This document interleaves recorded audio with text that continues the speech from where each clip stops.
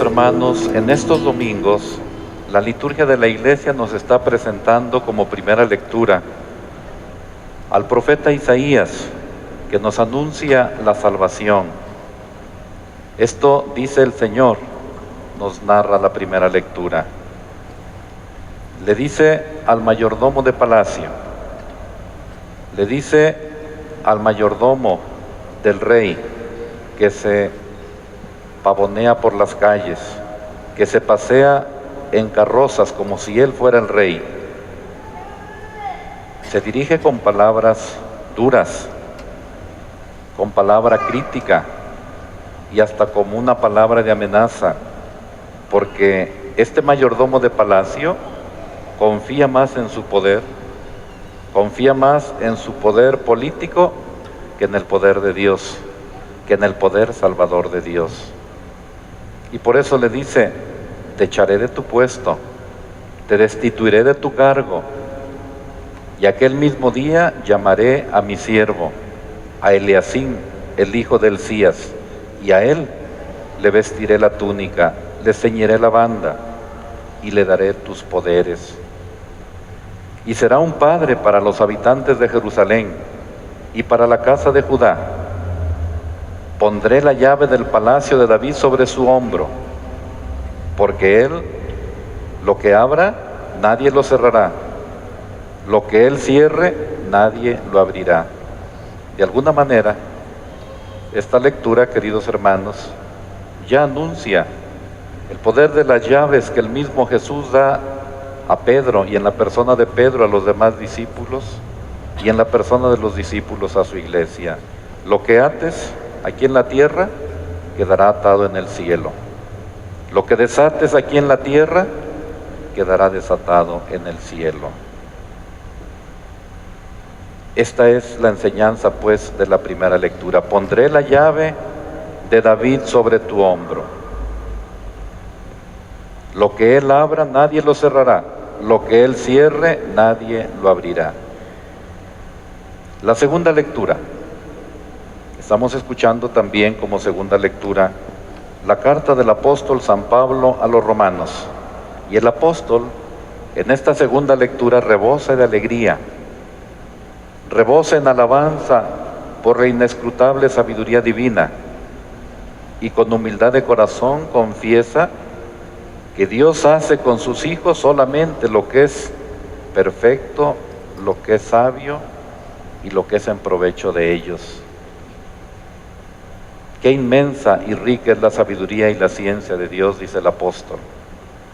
Qué impenetrables son sus designios e incomprensibles sus caminos. ¿Quién ha conocido jamás el pensamiento del Señor? ¿Quién ha llegado a ser su consejero? ¿Quién ha podido darle algo primero para que Dios se lo tenga que pagar? En efecto, todo proviene de Dios, todo ha sido hecho por Él y todo está orientado hacia Él. Por eso, a Él la gloria por los siglos de los siglos. También esta es una hermosa enseñanza de lo que en otros domingos hemos reflexionado.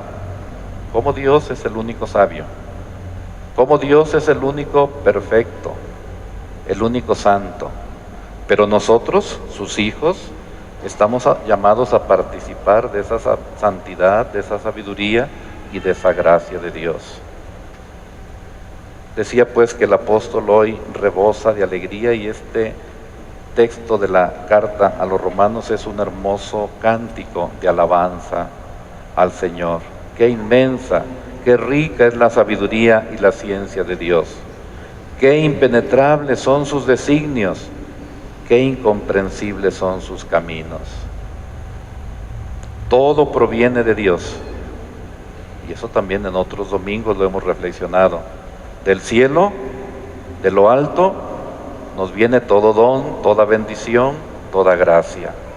Todo proviene de Dios.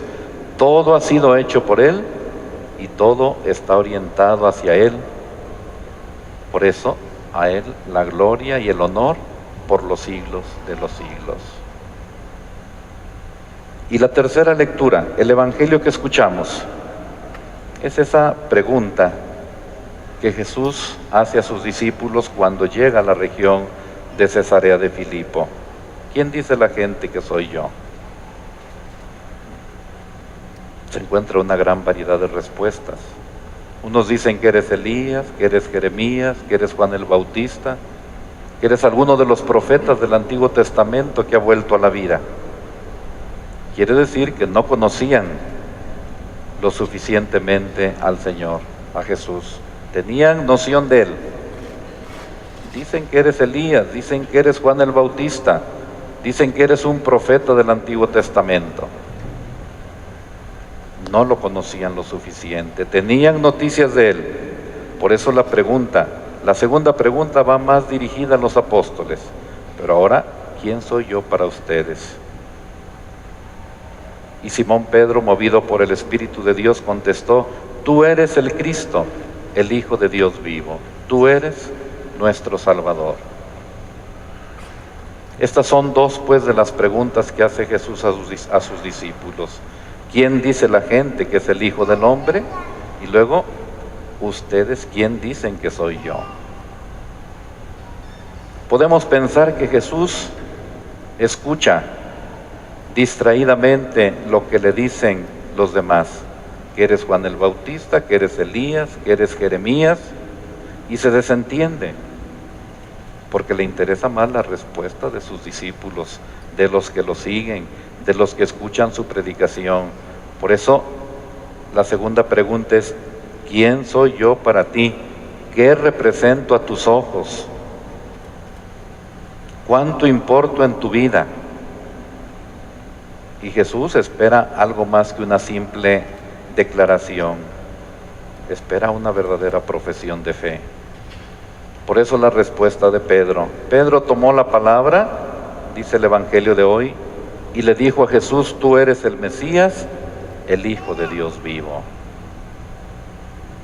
Es muy difícil, queridos hermanos, describir lo que debió haber sentido Pedro en aquel momento. Quien lo ha llamado, quien le ha confiado una misión, quien le ha ofrecido una amistad, es el Hijo del Dios verdadero. Cuanto había escuchado en las predicaciones, cuanto había escuchado de Él en la sinagoga, toda la realidad de Dios que había conocido, las intervenciones extraordinarias de Yahvé en favor del pueblo de la antigua alianza y ahora del pueblo de la nueva alianza, todas esas intervenciones de Dios, toda la historia sagrada está delante de Él. Dios, el Señor de los ejércitos, el Santo, el Bendito, el que creó los cielos y la tierra, Él, en la persona de Jesús, está delante de Pedro. Y por eso decía, las palabras de Pedro son una hermosa profesión de fe que deberían ser las palabras de nosotros. Porque si a nosotros Jesús hoy nos hiciera la misma pregunta, ¿cuál sería nuestra respuesta? A lo mejor, como en la primera pregunta, responderíamos: pues sí, eres un gran personaje de la historia, pues sí, eres un gran pensador de la historia, sí, eres pues un filósofo, o eres una figura de la historia de la salvación. Pero nuestra respuesta tendría que ser la misma de Pedro: tú eres el Hijo de Dios, tú eres el Salvador de los hombres, tú eres nuestro Redentor. Y Jesús le revela a Pedro su verdadera identidad: y tú, Pedro, eres piedra, y sobre esta piedra edificaré mi iglesia. Ciertamente Simón no fue elegido por ser la piedra mejor, la más sólida. La pasión demostrará que no es así. No es Pedro el que edifica la iglesia, sino el Señor Jesús. Él que quiere servirse de esas piedras tan frágiles que somos nosotros los hombres. De todas formas, también nosotros sumamos a la de Pedro nuestras pequeñas piedras. También nosotros construimos la iglesia. También nosotros, como piedras vivas, construimos el reino. Por eso, en la iglesia primitiva, queridos hermanos, La penitencia, la práctica penitencial era severísima. El bautizado que por su pecado era botado de la comunidad, de la iglesia, no abandonado, porque la iglesia lo acompañaba, seguía con ese pecador un proceso de conversión, de arrepentimiento, de penitencia. Pero por lo pronto, por tu pecado, no eres piedra viva, no eres piedra útil para la construcción que es la iglesia, para la construcción que es el reino. Y cuando ese pecador entraba en conversión, se arrepentía de sus pecados, y después de un tiempo largo de penitencia, pedían la absolución, la iglesia lo absolvía y lo integraba nuevamente, lo reintegraba a la vida de la comunidad. Y nuevamente, ese pecador ahora nuevamente era una piedra viva, una piedra útil para la construcción de la iglesia, para la construcción del reino. Por eso les decía que no es Pedro el que edifica la iglesia, sino el Señor, que quiere servirse de esas piedras tan frágiles que somos nosotros, los hombres. De todas formas, también nosotros, decía, sumamos a la de Pedro nuestras pequeñas piedras. Por eso la pregunta que sigue en pie en este domingo y que seguirá en nuestra vida: ¿quién es Jesús para ti? Y cada uno respóndale al Señor desde su corazón: ¿quién es Jesús para ti? ¿Es el Hijo de Dios? ¿Es el Salvador de los hombres? ¿Es el Mesías?